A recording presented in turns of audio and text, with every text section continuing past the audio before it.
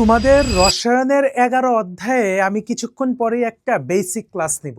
অর্থাৎ তুমি এই ক্লাসটা করার পরে ক কিভাবে লিখতে হয়, খ কিভাবে আসে, এসকিউ কিভাবে আসে, টোটালটা আমি শেষ করে দিব। পাশাপাশি হচ্ছে এর মাধ্যমে তোমাদেরকে আমি বলতে চাচ্ছি যে জৈব যৌগ মানে 11 অধ্যায় যেটা আছে এটা তোমরা সবচেয়ে বেশি ভয় পাও, কারণ এটার বেসিকটা তোমাদের দুর্বল। তুমি যদি প্রশ্নভিত্তিকভাবে বেসিকটা ক্লিয়ার করো, পরীক্ষায় যেইভাবেই প্রশ্ন আসুক তুমি আনসার করতে পারবে। সুপ্রিয় শিক্ষার্থীরা, ক্লাসবেলের পক্ষ থেকে সকলকে স্বাগত জানাচ্ছি। আশা করি যে যেখান থেকে আমাদেরকে দেখতে পাচ্ছ এবং আমাদের কথা শুনতে পাচ্ছ তোমরা সবাই ক্লাসবেলের সঙ্গেই রয়েছো। সম্মানিত অভিভাবক, শ্রদ্ধেয় শিক্ষক এবং প্রিয় শিক্ষার্থীবৃন্দ, অলরেডি তোমরা জানো ক্লাসবেলের পক্ষ থেকে এসএসসি 27কে কেন্দ্র করে একটা স্পেশাল কোর্স লঞ্চ করা হয়েছে, সেটা হচ্ছে FRMB অর্থাৎ ফাইনাল রিভিশন মাস্টার ব্যাচ। এই ব্যাচটাকে আমরা টাইপ ভিত্তিকভাবে ডিজাইন করেছি, যেখানে হচ্ছে সায়েন্সের সবগুলি অধ্যায় রয়েছে, সবগুলি টপিক রয়েছে, সবগুলি সাবজেক্ট রয়েছে, কমন সাবজেক্ট রয়েছে, গ্রুপ ভিত্তিক প্রত্যেকটা সাবজেক্ট রয়েছে, যেখানে টাইপ ভিত্তিক সিকিউ, টাইপ ভিত্তিক এমসিকিউ, ক খ আলাদা, গাণিতিক অংশগুলি আলাদা, প্রত্যেকটা বিষয় এবং হচ্ছে বেসিক তো পাশাপাশি রয়েছে। এই কোর্সটা কমপ্লিট করার পরে তোমাকে আমি এতটুকু কথা দিতে পারি, ফাইনাল পরীক্ষায় যেইভাবেই প্রশ্ন আসুক তুমি কিন্তু আনসার করতে পারবা। জাস্ট তোমাকে লাইভ ক্লাসে উপস্থিত থাকতে হবে, হোমওয়ার্কগুলি জমা দিতে হবে, আর সিকিউ টাইপ ভিত্তিক সিকিউ ক্লাসগুলি মনোযোগ দিয়ে করতে হবে। প্রিয় শিক্ষার্থীরা, চলো আমরা কথা না বাড়িয়ে আজকে আমরা এই জৈব যৌগের যে 11 অধ্যায়ের যে বেসিক পার্টটা আছে, ক খ এবং এসকিউ প্রত্যেকটা বিষয় আজকে আমরা শেষ করে ফেলবো। প্রিয় শিক্ষার্থী, প্রথম যে টাইপ ভিত্তিক এসকিউটা রয়েছে, খেয়াল করো তুমি, এখানে বলা হচ্ছে পেট্রোলিয়ামকে কেন জীবাশ্ম জ্বালানি বলা হয়। এট ফার্স্ট তোমাকে জানতে হবে জীবাশ্ম জ্বালানির ডেফিনেশনটা আসলে কি, যেটাকে ফসিল ফুয়েল বলা হয়। এট ফার্স্ট দেখো, এই প্রশ্নটা এসেছে রাজশাহী বোর্ড 2021-এ। এই প্রশ্নটা তোমার দেওয়া হয়েছিল যে এই প্রশ্নটা, পেট্রোলিয়ামকে কেন জীবাশ্ম জ্বালানি বলা হয়। জীবাশ্ম জ্বালানির সংজ্ঞাটা কি? জীবাশ্ম জ্বালানির সংজ্ঞাটা হচ্ছে, ধরো অনেক আগে উদ্ভিদ বা কোনো প্রাণী মারা গিয়েছে, হ্যাঁ, এদের ধ্বংসাবশেষ মাটির নিচে চাপা পড়েছিল, এই যে মাটির নিচে পাওয়া যায়, তাদেরকে কি বলা হয়? জীবাশ্ম জ্বালানি বা জীবাশ্ম বলা হয়, জ্বালানি না, ধ্বংসাবশেষটা। ঠিক আছে, তারপরে শত শত মিলিয়ন বছর পূর্বে মানে পরে বা ধরে বায়ুর অনুপস্থিতিতে, এই কথাটা খুব ইম্পর্টেন্ট, মানে এই ঘটনাটা ঘটবেই বায়ুর অনুপস্থিতিতে। ঠিক আছে, তাপ, চাপ আর রাসায়নিক পরিবর্তনের কারণে বড় বড় উদ্ভিদ, প্রাণী, ইভেন তোমার হচ্ছে ক্ষুদ্র ক্ষুদ্র উদ্ভিদ প্রাণী পর্যন্ত সকল ধরনের প্রাণী থেকে কি জীবাশ্ম জ্বালানির সৃষ্টি হয়েছে। ইভেন যে তুমি দেখতেছো ফাইটোপ্লাঙ্কটন বা জুপ্লাঙ্কটন, এগুলির দেহাবশেষ থেকেও পেট্রোলিয়ামের সৃষ্টি হয়েছে। পেট্রোলিয়াম জ্বালানি রূপে ব্যবহার করা হয়, পেট্রোলিয়ামকে জীবাশ্ম রূপে মাটির নিচ থেকে পাওয়া যায় বলে পেট্রোলিয়ামকেও জীবাশ্ম জ্বালানি বলা হয়। তোমাকে এই প্রশ্নটা তোমার রাজশাহী বোর্ড 2021 সালে এসেছে যে পেট্রোলিয়ামকে কেন জীবাশ্ম জ্বালানি বলা হয়। কারণ পেট্রোলিয়ামটা পাওয়া যাইতেছে কোথায় থেকে? এই যে তোমার ফাইটোপ্লাঙ্কটন, জুপ্লাঙ্কটন এবং মৃত প্রাণীর দেহাবশেষ থেকে পেট্রোলিয়াম পাওয়া যায়। প্রথম তুমি কি লিখবা? তুমি যদি এই কথাটা নাও লেখো, প্রথম জীবাশ্ম জ্বালানি কাকে বলে এই কথাটা লিখতে হবে, তারপর জীবাশ্ম জ্বালানির সৃষ্টি হয় কিভাবে এভাবে লিখতে হবে, তারপর পেট্রোলিয়াম কেন জীবাশ্ম জ্বালানি এই কথাটা লিখতে হবে। এই প্রশ্নটা কিন্তু রাজশাহী বোর্ডে এসেছে, কিন্তু তোমরা এগুলি পড়ো না, এগুলি কিন্তু খ নাম্বারে দিয়ে দেয়। এইভাবেই কিন্তু একটু একটু করে মার্কসগুলি মিস হয়ে যায়। আমরা কিন্তু তোমাদের যে FRMB কোর্সটা আছে, সেই FRMB কোর্সে কিন্তু আমরা এগুলি আলাদা আলাদা করে তোমাদেরকে পড়াইয়া দিব। ঠিক আছে, আচ্ছা। তারপরে ভাই আমরা যে জিনিসটা দেখব, সবচেয়ে গুরুত্বপূর্ণ একটা জিনিস রয়েছে এখানে। দেখো, এখানে বলা হচ্ছে এলপিজি কি। এলপিজি কি ব্যাখ্যা করো, এটা দেখো তোমার 2023 সালে এসেছে, ময়মনসিংহ বোর্ডে 2023 সালে দিয়েছে। কি এলপিজি কি? এলপিজির প্রথম কথা হচ্ছে লিকুইফাইড পেট্রোলিয়াম গ্যাস। এইটা কিন্তু তোমার ক নাম্বারে আসতে পারে, আবার তোমার এটা এমসিকিউতেও দিতে পারে অপশন বেসিস, যে লিকুইফাইড পেট্রোলিয়াম গ্যাস এর সংক্ষিপ্ত রূপ কি? এর সংক্ষিপ্ত রূপ হচ্ছে কি এলপিজি। এই পেট্রোলিয়ামকে তুমি এই যে পেট্রোলিয়ামটাকে তুমি যদি আংশিক পাতনের মাধ্যমে পৃথক করো, এখন দেখো এগুলি দেখে মনে হচ্ছে এত গুরুত্বপূর্ণ না, সামনে গুরুত্বপূর্ণ জিনিস আসতেছে, আমি তো একেবারে জিরো থেকে শুরু করছি। ঠিক আছে, তুমি যদি এই পেট্রোলিয়ামকে যদি তুমি আংশিক পাতন করো, আংশিক পাতনের মাধ্যমে যদি পৃথক করা হলে 0 থেকে 20 ডিগ্রি সেলসিয়াস পর্যন্ত কি স্ফুটনাঙ্ক পর্যন্ত তুমি কি পেট্রোলিয়াম গ্যাস পাবা। এই গ্যাসটাকে তুমি চাপ প্রয়োগ করে তরলে পরিণত করবা, করার পরে সিলিন্ডারে ভর্তি করবা, তখন সেটাকে কি এলপিজি নামে পরিচিত, এবং সেটা কি রান্নার কাজে এবং অন্যান্য কাজে তাপ উৎপাদনের জন্য ব্যবহার করা হয়। এই যে কথাটা বলছে যে এলপিজি কি ব্যাখ্যা করো, তো লিকুইফাইড পেট্রোলিয়াম গ্যাস, এটাকে আমি কি করি প্রথম, যে ওই পেট্রোলিয়ামটাকে আংশিক পাতনের মাধ্যমে কি করা হয়, পেট্রোলিয়াম গ্যাস পাওয়া যায়। এটাকে তুমি যদি আংশিক পাতন করো তাহলে তুমি পেট্রোলিয়াম গ্যাস পাবা। এই গ্যাসটাকে যদি তুমি চাপ প্রয়োগ করো তখন সে তরলে পরিণত হবে, যখন সে তরলে পরিণত হবে তখন তুমি তাকে সিলিন্ডারে ভর্তি করবা, তখন সেটা এলপিজি নামে রূপান্তরিত হয়ে যায়, বা তখন সেটা এলপিজি হিসেবে পরিচিতি পায়। ঠিক আছে, আচ্ছা। তারপরে দেখো কি প্রশ্ন আসছে, এই প্রশ্নটা আসছে দিনাজপুর বোর্ড 2021 সালে। কি, ইথিন একটি হাইড্রোকার্বন। এখন প্রশ্ন হচ্ছে হাইড্রোকার্বন জিনিসটা আসলে কি। হাইড্রোকার্বন হচ্ছে যার মধ্যে তুমি কার্বন পাবা এবং হাইড্রোজেন পাবা, এইটাই হচ্ছে হাইড্রোকার্বন। দেখো নামের মধ্যেই আছে, হাইড্রো মানে হচ্ছে এস আর কার্বন মানে হচ্ছে সি। কিন্তু প্রশ্ন হচ্ছে জৈব যৌগ এবং হাইড্রোকার্বন দুইটাকে তোমরা গুলাইয়া ফেলো না। হাইড্রোকার্বনের যে জাতক, মানে হাইড্রোকার্বন থেকে যারা উৎপন্ন হচ্ছে এরা হচ্ছে জৈব যৌগ। তুমি কার্বন এবং হাইড্রোজেন দেখলেই জৈব যৌগ বলবা, বিষয়টা কিন্তু এরকম না। হাইড্রোজেন বিহীনও কিন্তু অনেক জৈব যৌগ আছে। ঠিক আছে, তার মানে পরীক্ষায় যদি আসে যে হাইড্রোকার্বন কাকে বলে, তুমি লিখবা কার্বন এবং হাইড্রোজেনের সমন্বয়ে গঠিত কি সমন্বয়ে গঠিত তাদেরকে কি বলা হয়, যেসব যৌগ তাদেরকে কি হাইড্রোকার্বন বলা হয়। অর্থাৎ হাইড্রোজেন এবং কার্বনের সমন্বয়ে যে সকল যৌগ গঠিত হয় তাদেরকে কি বলা হয়, তাদেরকে হচ্ছে হাইড্রোকার্বন বলা হয়। ঠিক আছে, আর জৈব যৌগ কাকে বলে, হাইড্রোকার্বন থেকে যে সকল জাতক উৎপন্ন হয় প্রিয় শিক্ষার্থী তাদেরকে কি বলা হয়, জৈব যৌগ বলা হয়। এখন প্রশ্ন হচ্ছে এই যে ইথিন, ইথিন ইন আছে তার মানে অ্যালকিন, ইথিনের সংকেতটা কি, CH2 দ্বিবন্ধন CH2, এটাকে কি বলা হয়, ইথিন। কেন হাইড্রোকার্বন, তুমি খেয়াল করো, তুমি খুব মনোযোগ দিয়ে খেয়াল করো, এই যে দেখো কার্বন আছে, এই যে দেখো হাইড্রোজেন আছে, এই যে হাইড্রোজেন আছে, এই যে কার্বন আছে, তার মানে আমি কনফার্মলি বলতে পারি এটা কি, এটা এক প্রকার হাইড্রোকার্বন। কারণ কেন, এখানে কার্বন এবং হাইড্রোজেনের সমষ্টি রয়েছে। ঠিক আছে, শেষ এই বেসিক। এখন এই জায়গা থেকে যেইভাবেই প্রশ্ন আসুক তুমি আনসার করতে পারবা। তারপরে চলো দেখো কি বলা হচ্ছে, এই যে দেখো আবার প্রশ্ন ঘুরাইয়া দিছে। কি ঘুরাইছে রে ভাই, বলছে ইথানল হাইড্রোকার্বন নয় কেন। ইথানল হাইড্রোকার্বন নয় কেন, ইথানলের সংকেত কি, ইথানলের সংকেত কি, ইথানলের সংকেত হচ্ছে তো আমি যদি একটু নরমালি লিখি C2H5OH, যেহেতু ইথানল বলছে কার্বন কয়টা হইতে হবে, কার্বন 2টা হইতে হবে, তাই না। তার আমরা জানি নল, নল মানে অ্যালকোহল, অ্যালকোহল মানে OH। আচ্ছা দেখো তো, এখন এতক্ষণ তুমি পড়ে আসছো ইথিন কেন হাইড্রোকার্বন, কিন্তু এখন প্রশ্ন দিছে ইথানল কেন হাইড্রোকার্বন না, এবং এই প্রশ্নটা কিন্তু টানা 2টা বোর্ডে আসছে। কারণ হাইড্রোকার্বন হওয়ার শর্ত হচ্ছে শুধুমাত্র কি থাকবে, কার্বন আর হাইড্রোজেনের সমন্বয় থাকবে। বাট তুমি কি এখানে খেয়াল করছো, এই যে দেখো এখানে কি আছে, এখানে এক্সট্রা কি আছে, এখানে এক্সট্রা অক্সিজেন আছে, এখানে এক্সট্রা অক্সিজেন আছে, যার কারণে এটা কি কোনো হাইড্রোকার্বন না। ওকে, তারপরে দেখো কি বলছে, তারপরে বলা হচ্ছে রে ভাই যে C2H6 কে সম্পৃক্ত হাইড্রোকার্বন বলা হয় কেন। আগে বেসিকটা বুঝো, এই জায়গায় তোমাকে আমি বেসিকটা ক্লিয়ার করে দিচ্ছি, যে বেসিকটা তোমাকে আসলে ক্লিয়ার হওয়া তোমার দরকার। একটা জিনিস খেয়াল করো খুব ভালোভাবে, সেটা হচ্ছে সম্পৃক্ত হাইড্রোকার্বন এবং অসম্পৃক্ত হাইড্রোকার্বন, এই জিনিসটাকে ভালোভাবে বুঝো। একটা কি, একটা হচ্ছে সম্পৃক্ত, আরেকটা কি, আরেকটা হচ্ছে তোমার অসম্পৃক্ত। ঠিক আছে, এই দুইটা জায়গা খুব ভালোভাবে বোঝার চেষ্টা করো। সম্পৃক্ত মানে কি, সম্পৃক্ত মানে আছে পৃথিবীর যত অ্যালকেন আছে, অ্যালকেন মানে যত একক বন্ধন আছে এরা হচ্ছে সম্পৃক্ত। এই একক বন্ধন ছাড়া যা আছে সব হচ্ছে অসম্পৃক্ত। একক বন্ধন ছাড়া কারা কারা আছে, একক বন্ধন ছাড়া আছে দ্বিবন্ধন, তার মানে এরা অসম্পৃক্ত, তো অসম্পৃক্ত। একক বন্ধন ছাড়া কি আছে, ত্রিবন্ধন, এরা অসম্পৃক্ত। আচ্ছা, এখন আরেকটা কিছু জানতে হবে।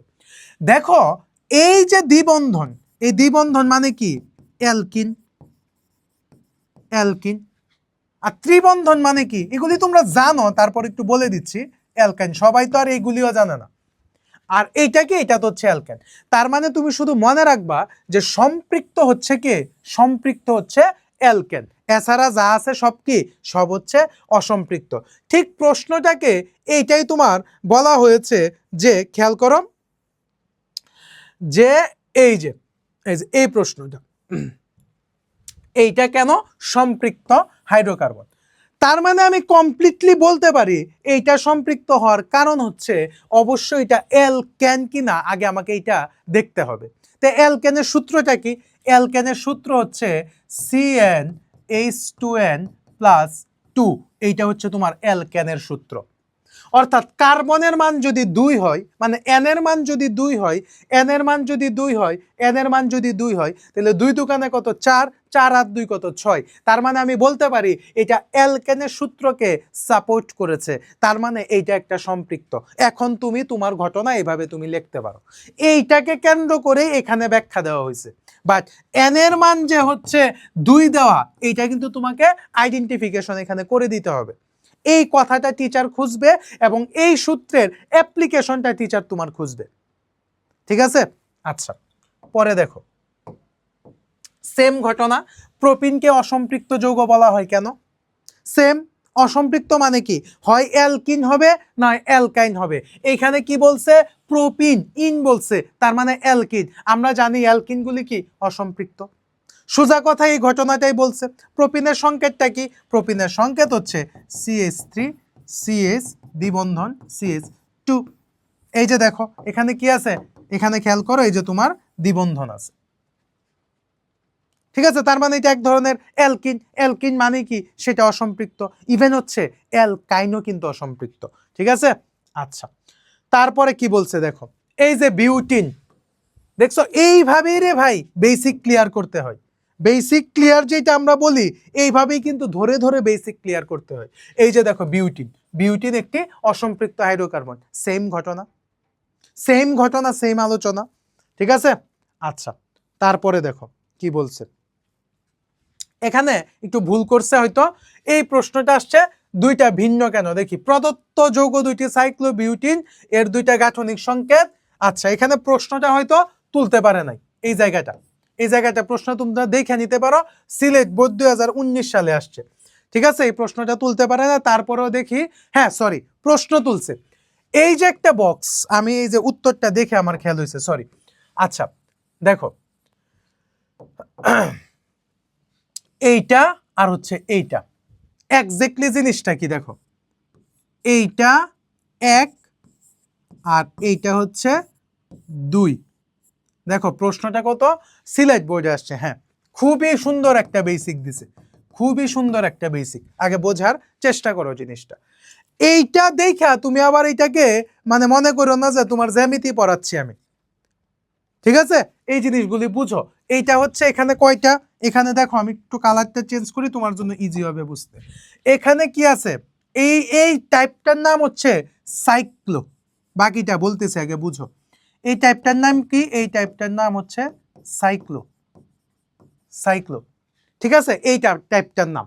আচ্ছা, এখন দেখো এখানে কয়টা ঘর আছে? 1টা 2টা 3টা 4টা। ভিতরে কোনো বন্ধন আছে না। তার মানে এটাকে আমি বলতে পারি সাইক্লো বিউটেন। এইটাও তো সাইক্লো। এই যে দেখো এখানে একটা বন্ধন আছে, এখানে একটা বন্ধন আছে, তার মানে এখানে দ্বিবন্ধন আছে। তার মানে এটাকে আমি বলতে পারি সাইক্লো বিউটিন। এতটুক জায়গায় ক্লিয়ার। এখন এই দুইটাকে যদি আমি সংকেতের মাধ্যমে নিয়ে আসতে চাই, আমি কি করব? বলছে দুইটার ভিন্নতা ব্যাখ্যা করো। সংকেতের মাধ্যমে যদি আনতে চাই আমি কি করব? দেখো ঘটনাটা কি হচ্ছে এখানে। যদি আমি প্রথম এইটাকে লিখি, এইটাকে যদি আমি লিখি, দাঁড়াও, হ্যাঁ, যদি আমি এইটাকে লিখি, এইটার সংকেত আমি কিভাবে লিখব? দেখো সাইক্লো কি? বিউটেন না? বিউটেন তো। আচ্ছা, CH2, এইখানে দেখো CH2, আর এখানে হচ্ছে কি? CH2, এইখানেও CH2, আর এইখানেও CH2। এই যে দেখো এটা হচ্ছে সাইক্লোবিউটেনের সংকেত। ঠিক আছে, এখন যদি তুমি এই যে এইটার সংকেত করতে চাও, সাইক্লোবিউটিন, এইটার সংকেত যদি করতে চাও তোমাকে একটা প্রসেস ফলো করতে হবে। দেখো বিউটিন কিন্তু, তার মানে তোমাকে দ্বিবন্ধন আনতে হবে। কিরকম? উপরে সব ঠিক আছে, CH2 CH2, নিচে কি? আচ্ছা এখানে CH2 হবে না, আগে বুঝো, দাঁড়াও এটাকে আমি আরেকটু, হ্যাঁ CH2 হবে না, খেয়াল করো এইখানে কি, এইখানে CH2 আর এইখানে হচ্ছে CH দাও, CH দিয়ে তোমার এটা বিউটিন না, তার মানে এই যে তুমি দ্বিবন্ধন দাও, দ্বিবন্ধন দিলে এখানে কিছু আর থাকবে না। ঠিক আছে, আমি এইটারই কিন্তু এইভাবে লিখছি, এইটারই কিন্তু এইভাবে লিখছি, অবশ্যই দুইটা ভিন্ন। কেন?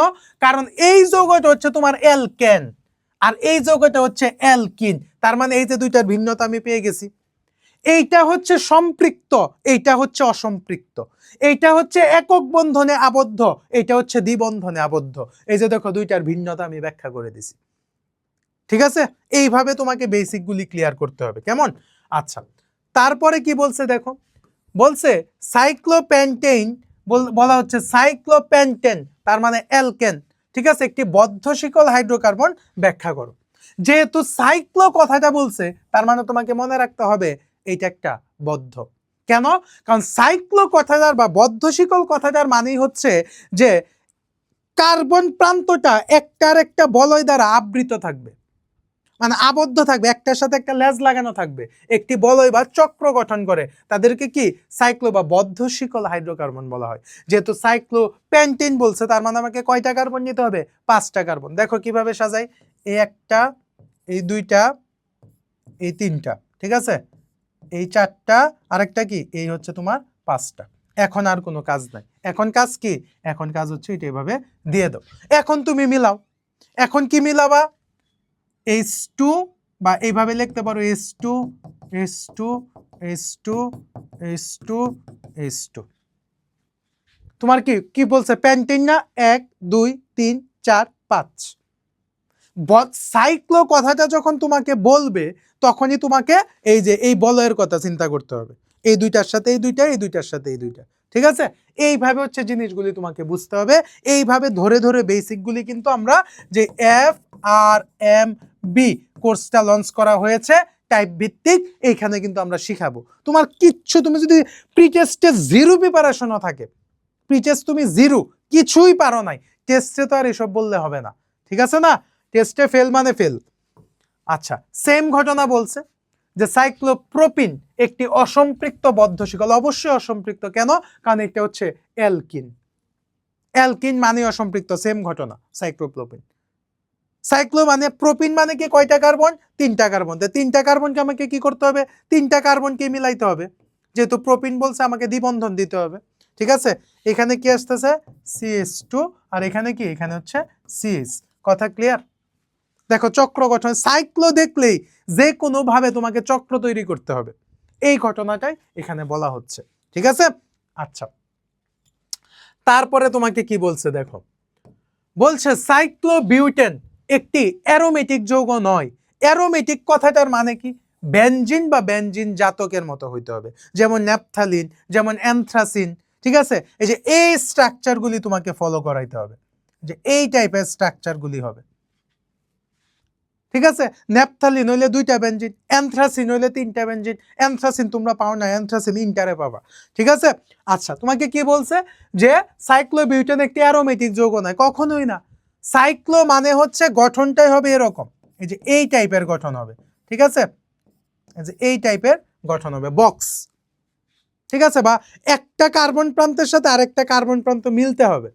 এইখানে স্ট্রাকচারটা দেখো আর এইখানে স্ট্রাকচারটা দেখো, এই যে দেখো কার্বনের প্রান্তদ্বয় মিলিত হইতে হবে সবসময়। ঠিক আছে, এই ঘটনাটা এটা বলছে, এটা কি একটা অ্যারোমেটিক যৌগ নয়। এক, আরেকটা সবচেয়ে গুরুত্বপূর্ণ কারণ হচ্ছে কি জানো? অ্যারোমেটিক যৌগের সবচেয়ে বড় বৈশিষ্ট্য হচ্ছে এর মধ্যে একান্তর দ্বিবন্ধন থাকতে হবে।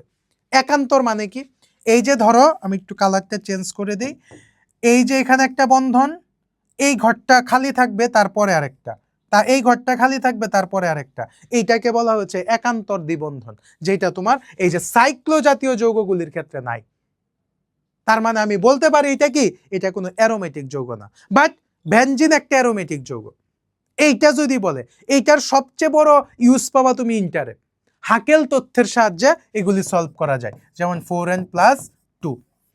এই তথ্যটা দেওয়া হচ্ছে তুমি এগুলি সলভ করতে পারবা। যদিও তোমাদের এটা না, ইন্টারে যখন উঠবা জৈব যৌগ পড়বা সেকেন্ড পার্টের সেকেন্ড অধ্যায়, তখন এই অ্যারোমেটিক টপিকে সেইগুলি তোমাকে শিখতে হবে।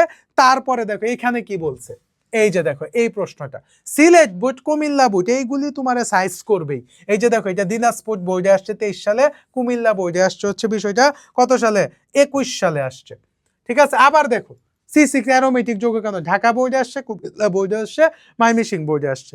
আবার দেখো এইটাকে কেন অ্যারোমেটিক হাইড্রোকার্বন বলা হয়, রাজশাহী বোর্ডে আসছে। তার মানে তুমি বুঝো এই প্রশ্নটা কতভাবে পরীক্ষায় আসতেছে, এতটুক জায়গায় কতভাবে তোমাকে এই প্রশ্নটা পরীক্ষায় দিছে। তার মানে আমি বলতে পারি এই প্রশ্নটাকে একটা সুপার ইম্পর্টেন্ট প্রশ্ন।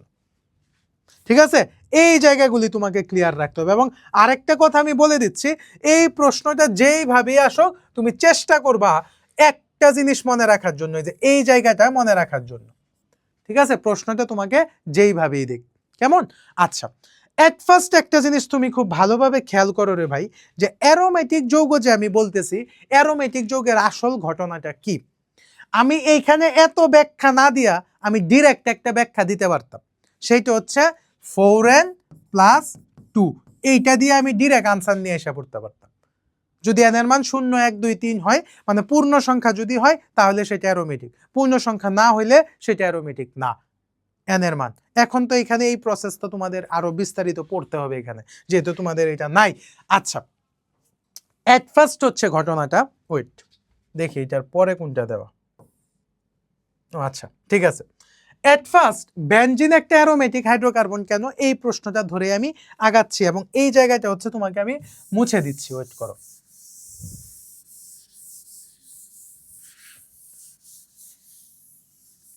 দেখো ঘটনাটা আসলে কি, ঘটনাটা হচ্ছে রে ভাই, দেখো মেইন ঘটনাটা আসলে কি, মেইন ঘটনাটা হচ্ছে বেনজিন একটা অ্যারোমেটিক হাইড্রোকার্বন, তাহলে বেনজিনের গঠনটা কি, এই যে এটা, এবং এর মধ্যে কি আছে, এর মধ্যে আছেটা কি, এর মধ্যে আছে হচ্ছে তোমার একান্তর দ্বিবন্ধন, এই যে একান্তর, এই যে একান্তর 1 2, এই যে একান্তর। ঠিক আছে, এগুলিকে একান্তর দ্বিবন্ধন বলা হয়। গেল,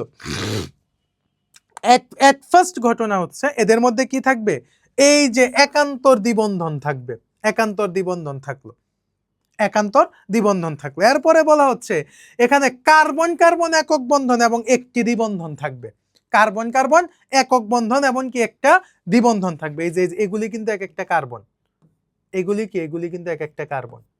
ঠিক আছে, এই কার্বন কার্বন একক বন্ধন, এই যে এখানে এখানে একক বন্ধন হয়েছে, খেয়াল করছো, এই জায়গাটা কিন্তু অনেকে বুঝে না, এটা গঠনটা আসলে কি, এই যে এখানে দেখো কার্বন কার্বন একক বন্ধন, আর এরপরে দেখো একটা করে দ্বিবন্ধন হয়েছে, মানে কার্বনের সাথে কার্বনের যে খেলাটা, এইটা হচ্ছে তোমার একক বন্ধন দ্বারা হয়েছে।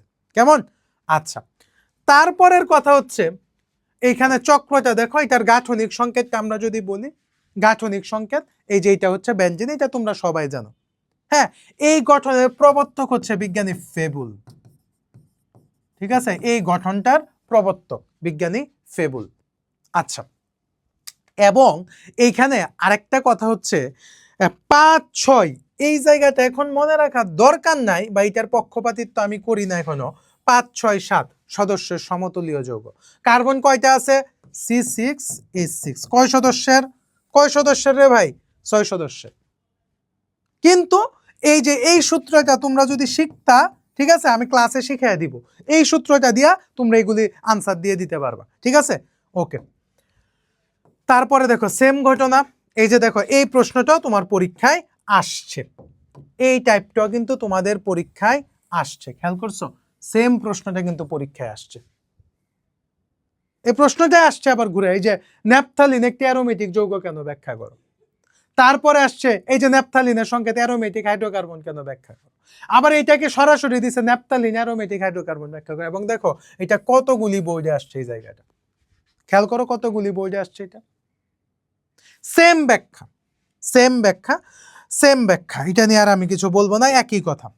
তারপরে দেখো কি বলা হচ্ছে, হ্যাঁ এখন দেখো ফেনল, এই যে ফেনল, এইখানে অনেক পেঁচায় পুচায় লেখছে রে ভাই, তোমার এত পেঁচায় পুচায় লেখার দরকার নাই, তোমার আমি সহজ সিস্টেম দেখায় দিই। এইটা দিবা, এইটা দিবা, হ্যাঁ, এইখানে দিয়া উপরে ওএইচ দিয়ে দিবা, ঠিক আছে? এইটাই হচ্ছে ফেনল। তো এইটা হচ্ছে ফেনলের রূপ। আচ্ছা, এইখানে কি হচ্ছে যে আমার ঘটনাটা হচ্ছে ফেনলও কিন্তু কয় সদস্য, 1 2 3 4 5 6, 6 সদস্য, 5 6 7 হইতে হবে সদস্য সংখ্যা। তো সদস্য তো হয়েছে 6 সদস্য বিশিষ্ট একটা চাক্রিক যৌগ। এখানে কি এই যে দ্বিবন্ধন বিদ্যমান, এই সেম ঘটনা, এই যে সেম ঘটনা, এই যে সেম ঘটনা, একান্তর দ্বিবন্ধন, এইটাই কিন্তু এইটা, এই যে একটা একটা পরে পরে দেয় না, এটাই কিন্তু এটা, এটাকে একটা একান্তর দ্বিবন্ধন। এবং কি কার্বন কার্বন গুলি দেখো একক বন্ধনে আছে, কার্বন কার্বন গুলি একক বন্ধনে আছে, এই যে কার্বন কার্বন গুলি একক বন্ধনে আছে, এর সাথে দ্বিবন্ধন আছে। বৈশিষ্ট্যগুলি খেয়াল রাখতে হবে। এক নাম্বার বৈশিষ্ট্য হবে সদস্য সংখ্যা কত হবে, 5 6 7, একটা সমতুলীয় চাক্রিক যৌগ হইতে হবে, কার্বন কার্বন একক বন্ধন এবং এর সাথে একান্তর দ্বিবন্ধন থাকবে, ঠিক আছে? আচ্ছা, আশা করি এতটুক জায়গা তোমরা বুঝতে পারছো। ওকে, আরেকটা প্রশ্ন দেখো কি বলা হচ্ছে, 15 নাম্বার প্রশ্নটা, ইথেন এবং প্রোপেন একই সমগোত্রীয় শ্রেণীভুক্ত, ব্যাখ্যা করো। আচ্ছা, কেন একই সমতলীয় শ্রেণীভুক্ত? দেখো এইটাও কিন্তু মানে তোমার কার্যকারী মূলকের সমগোত্রীয় শ্রেণীর বা হোমোলোগাস সিরিজ, এইটার বেসিক কথাটা কি? এইটার বেসিক কথাটাই হচ্ছে সবসময় মনে রাখবা যে কার্যকরী মূলক একই হয়, ভৌত এবং রাসায়নিক ধর্ম কি গভীর মিল থাকে, তারা কি একই শ্রেণীভুক্ত। যে কার্যকারী মূলক কি ইথেন, ইথেন এন মানে কি এইটাও কি এক প্রকার অ্যালকেন, প্রোপেন এন মানে কি এটা কি এক প্রকার অ্যালকেন, তার মানে কি এইটাও অ্যালকেন এইটাও অ্যালকেন, তার মানে কি কার্যকারী মূলক একই না। কার্যকারী মূলক মানে কি ফাংশনাল গ্রুপ, ঠিক আছে? এটার ইংলিশ আর কি, কার্যকারী মূলক মানে অ্যালকেন অ্যালকোহল এগুলি। ক্লাসে আর একটু এই অধ্যায় যেদিন পড়াবো তোমাদের এফআরএমবি বেসে, আমি আগে অধ্যায়ের বেসিকটা পড়ে নিব, কারণ এই অধ্যায়টা তোমাদের কাছে কঠিন লাগে আমি জানি। আচ্ছা, তার মানে কি এইটাও অ্যালকেন এইটাও অ্যালকেন, তার মানে কি যেহেতু অ্যালকেন অ্যালকেন, তার মানে কি এদের কার্যকারী মূলক এক, তার মানে এদের ভৌত ধর্ম এক, তার মানে কি এদের রাসায়নিক ধর্ম এক, তার মানে কি এরা একই শ্রেণীভুক্ত, তার মানে এটাকে আমি সমগোত্রীয় শ্রেণী বলতে পারি। কেন? এখন দেখো এই যে প্রোপেন, এখানে একক বন্ধন আছে, এটা সম্পৃক্ত হাইড্রোকার্বন। এই যে ইথেন, এখানে একক বন্ধন আছে, তার মানে এটাও সম্পৃক্ত হাইড্রোকার্বন। ফলে কি এদের ভৌত ধর্ম এবং রাসায়নিক ধর্মে আমি মিল পাই, যার পরে আমি বলতে পারি কি ইথেন এবং প্রোপেন একই সমগোত্রীয় শ্রেণীভুক্ত, ঠিক আছে? ওকে, তারপরে বলতেছে মিথেন এবং কি এটাকে কি বলছে, মিথানল, ঠিক আছে, একই সমগোত্রীয় শ্রেণী নয়। কারণ কি? সমগোত্রীয় শ্রেণী হওয়ার শর্ত হচ্ছে কার্যকরী মূলকটা একই হইতে হবে, ভৌত এবং রাসায়নিক ধর্মে মিল থাকতে হবে, তাহলে সেটাকে আমি সমগোত্রীয় শ্রেণী বলতে পারি। কেন? কারণ দেখো তো এইটা হচ্ছে এইটার মধ্যে যেই মানে এইটার মধ্যে ওএস কার্যকরী মূলকটা আছে, এইটার মধ্যে কি আছে? যেহেতু এইটাই আছে এইটাই নাই, তার মানে কি এদের কার্যকরী মূলক একই না, তার মানে এদের ভৌত এবং রাসায়নিক ধর্মে কোনো মিল নাই, যার ফলে এরা কোনো সমগোত্রীয় শ্রেণীও না, ঠিক আছে? আচ্ছা, বুঝছো যে এইভাবে বেসিক ক্লিয়ার করতে হয়। তারপরে দেখো এই যে এটা তো এখন পারবাই, এই যে দেখো এখানেও মিথানল ওইস আছে, ইথানল ওইস আছে, তার মানে কি এরা উভয় অ্যালকোহল, তার মানে এদের কার্যকরী মূলকটা এক, তার মানে এদের ভৌত এবং রাসায়নিক ধর্ম এক, তার ফলে আমরা বলতে পারি কি এরা একই শ্রেণীভুক্ত। এই প্রশ্নটা দেখো তোমার আসছে বরিশাল বোর্ড 2021 সালে, এগুলো কিন্তু সব আশা প্রশ্ন, সব আশা প্রশ্ন আমি নিছি, ঠিক আছে? এখন যদি তোমাকে আমি নরমালাইজ ভাবে একটা প্রশ্ন করি, একেবারে নরমালাইজ ভাবে, ধরো আমি দিলাম COOH আর একটা দিলাম হচ্ছে ওইস, এইটা হচ্ছে কার্যকরী মূলক, ধরো এইটার সাথে আছে আকাশ, ঠিক আছে, আর এইটার সাথে আছে বাতাস, তার মানে কি এরা কি একই সমগোত্রীয় শ্রেণী না? এই যে দেখো এখানে অ্যাসিড আছে, অ্যাসিডকে প্রকাশ করা হয় জৈব যৌগ COOH দ্বারা, আর এখানে আছে অ্যালকোহল, তার মানে কি দুইটার ধর্ম ভিন্ন ভিন্ন না, যার ফলে কি এরা একই সমগোত্রীয় শ্রেণী না, ঠিক আছে? আচ্ছা আচ্ছা, আজকে আমরা মেইন বেসিক গুলি শেষ করেছি, এখন যে এই বেসিকগুলি অ্যালকেন, অ্যালকিন, অ্যালকাইন, মানে এগুলিতে যাওয়ার আগে যে বেসিকগুলি দরকার প্রত্যেকটা বেসিক আমি আলোচনা করেছি। পরবর্তী ক্লাসে আমি অ্যালকেনের বেসিক, অ্যালকিনের বেসিক, অ্যালকাইনের বেসিক, অ্যালকোহলের বেসিক, প্রত্যেকটা বেসিক আমি এরকম টাইপ ভিত্তিকভাবে আলোচনা করব। সবাই সুস্থ থাকো, ভালো থাকো, নিরাপদে থাকো, আর অবশ্যই ক্লাস বেলের সঙ্গেই থাকো।